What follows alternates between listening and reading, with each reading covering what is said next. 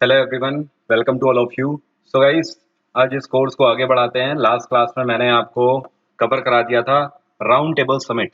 तो last class में आप लोग देख सकते हो, मैंने आपको यहाँ पर बताया था कि हमारे 3 राउंड टेबल समिट हुए थे और इन तीनों राउंड टेबल का क्या क्या सिनेरियो रहा था 1930, 31 और 32 तीनों साल में।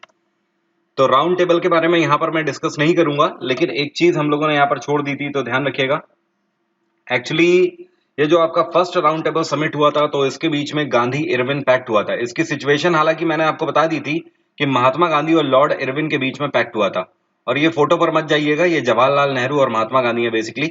तो उस टाइम पर लॉर्ड इरविन भारत का वायसराय था और महात्मा गांधी, इन दोनों के बीच में पैक्ट हुआ था, जिसको गांधी इरविन पैक्ट के नाम से जाना जाता है। 5 मार्च 1931 को यह पैक्ट हुआ था। यही वो मूवमेंट था जब लॉर्ड इरविन ने महात्मा गांधी को एंटरटेन करने के लिए यहाँ पर महात्मा गांधी के सामने एक प्रपोजल रखा था कि अगर आप चाहें तो भगत सिंह, सुखदेव और राजगुरु की फांसी माफ हो सकती है। लेकिन महात्मा गांधी ने इस बात को डिनाई कर दिया था, ये कहते हुए कि भारतीय संविधान के हिसाब से किसी की मृत्यु की सजा जो बनती है वो उस पर्टिकुलर व्यक्ति को मिलनी चाहिए, और इसमें कोई गलती ब्रिटिश हुकूमत की तरफ से नहीं है।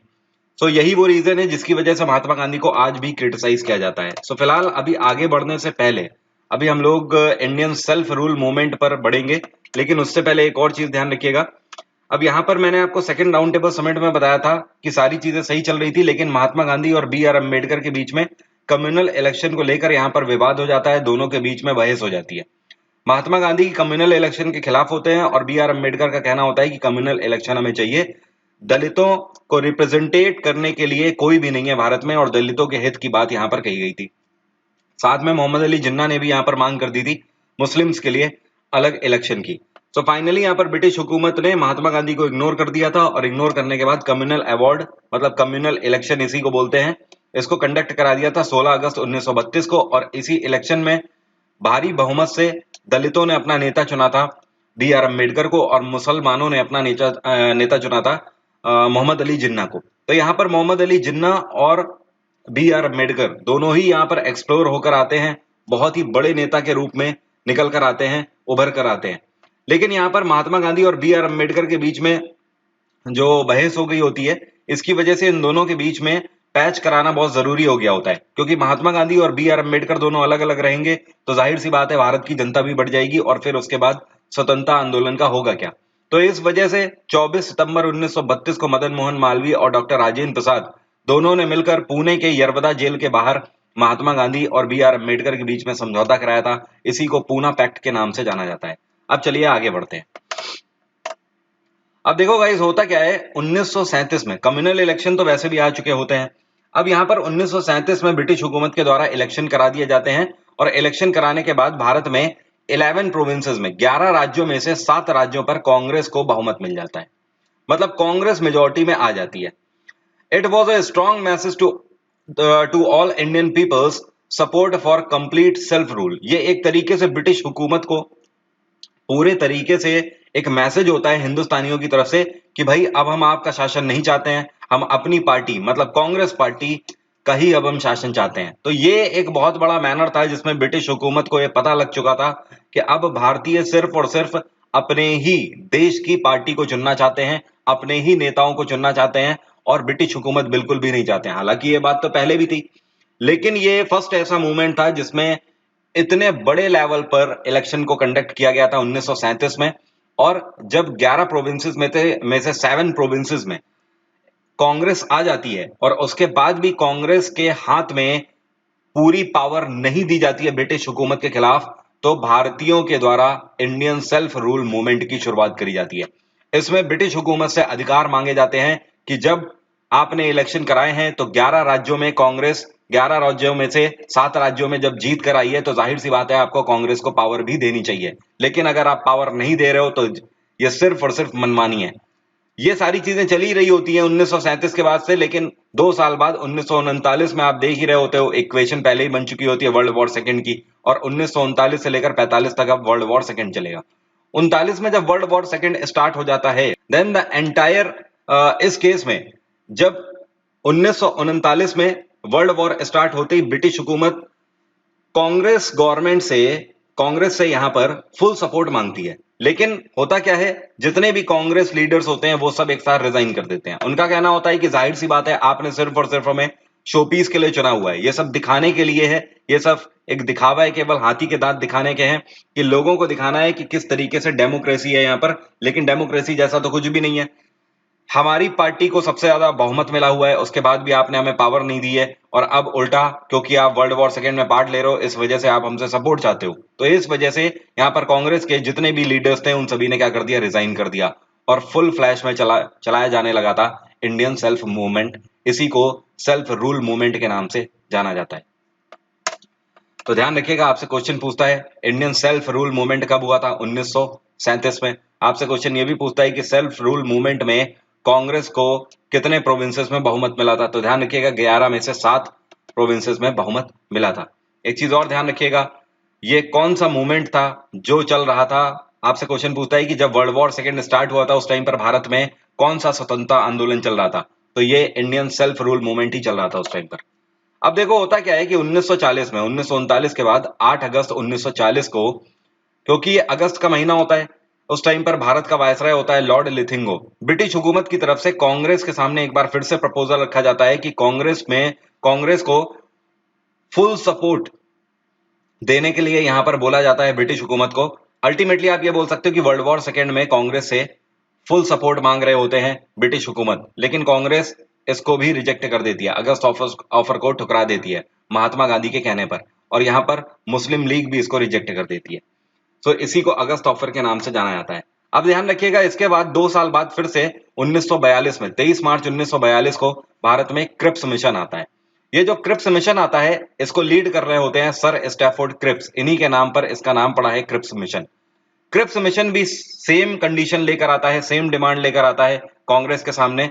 फुल कॉर्पोरेशन की डिमांड इनकी होती है कि वर्ल्ड वॉर सेकेंड में आप हमारे साथ पैसे से भी मदद करिए और अपनी आर्मी से भी मदद करिए, और इसके एवज में अगर आप ऐसा करते हो तो वर्ल्ड वॉर सेकेंड के बाद हम भारत छोड़कर चले जाएंगे और आपको पूरी सत्ता यहां की देकर जाएंगे, पूरी पावर्स देकर जाएंगे जो कि लेजिस्लेटिव पावर्स है।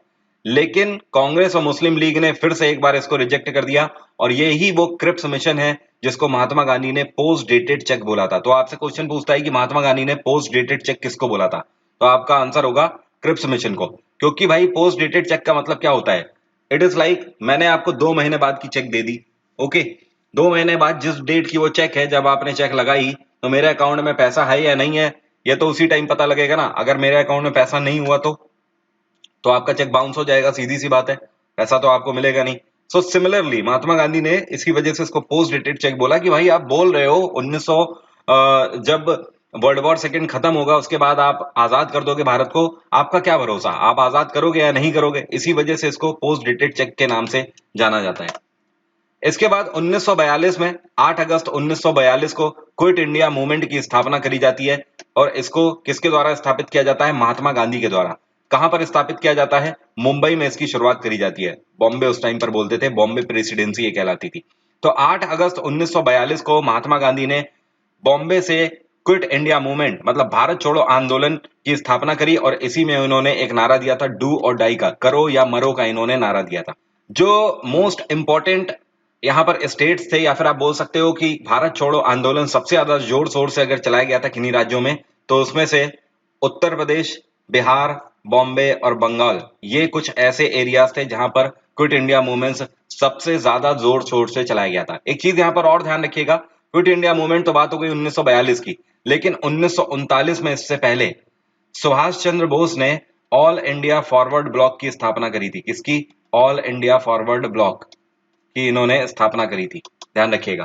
तो आपसे क्वेश्चन पूछता है कि ऑल इंडिया फॉरवर्ड ब्लॉक की स्थापना किसने करी, तो आंसर होगा आपका सुभाष चंद्र बोस। अब देखो यहाँ पर आगे बढ़ने से पहले एक चीज आप यहाँ पर समझ लो ऑल इंडिया फॉरवर्ड ब्लॉक के बारे में, ठीक है। इधर देख लीजिए, मैं आपको इधर खाली जगह पर समझा देता हूं। हम लोग बात कर रहे हैं ऑल इंडिया फॉरवर्ड ब्लॉक की, ठीक है। स्थापना इसकी भारत में करी गई थी। क्वेश्चन देखो यहां से कितने बनते हैं। ऑल इंडिया फॉरवर्ड ब्लॉक की स्थापना कब करी गई, 1939 में करी गई। किसने करी, सुभाष चंद्र बोस ने करी।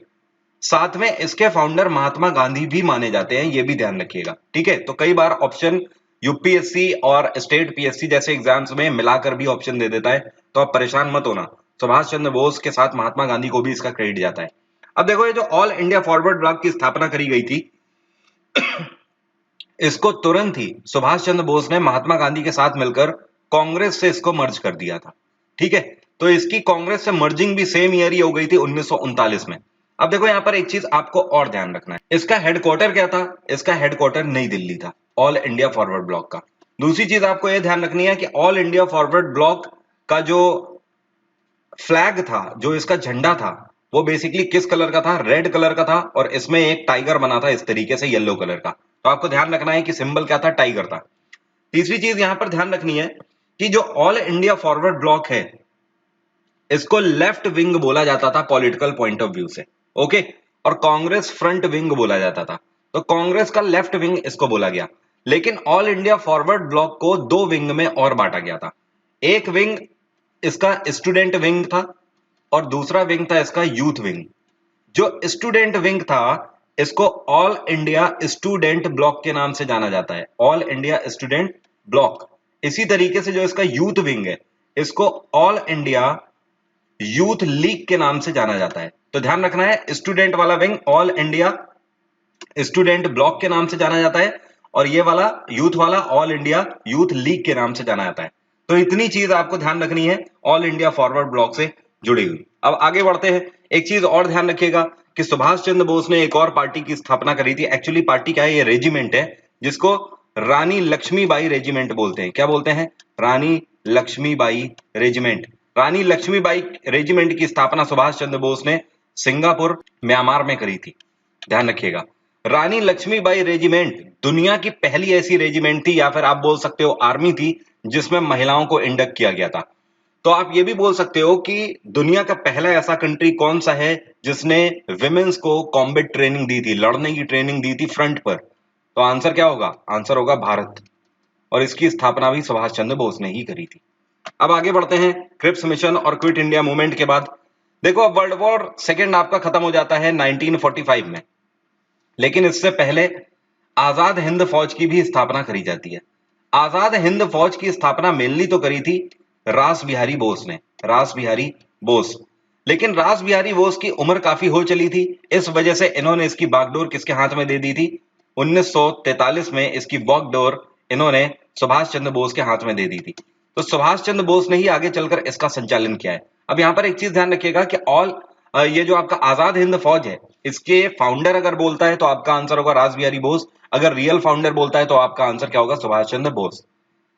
अब देखो, 1945 में वर्ल्ड वॉर सेकेंड खत्म हो जाता है, और वर्ल्ड वॉर सेकेंड होने के बाद जो ब्रिटेन होता है, पूरे वर्ल्ड में इसकी थू थू हो जाती है। ब्रिटेन को भारी नुकसान होता है, और इसको पूरे वर्ल्ड में क्रिटिसाइज किया जाता है, क्योंकि ब्रिटेन वो कंट्री है जिसने लगभग दुनिया के आधे कंट्रीज के ऊपर शासन किया है। तो ऑब्वियस सी बात है, जब आप किसी के ऊपर जबरदस्ती फोर्सफुली जब आप शासन करते हो, तो ये क्रिटिसिज्म का ही मैटर है।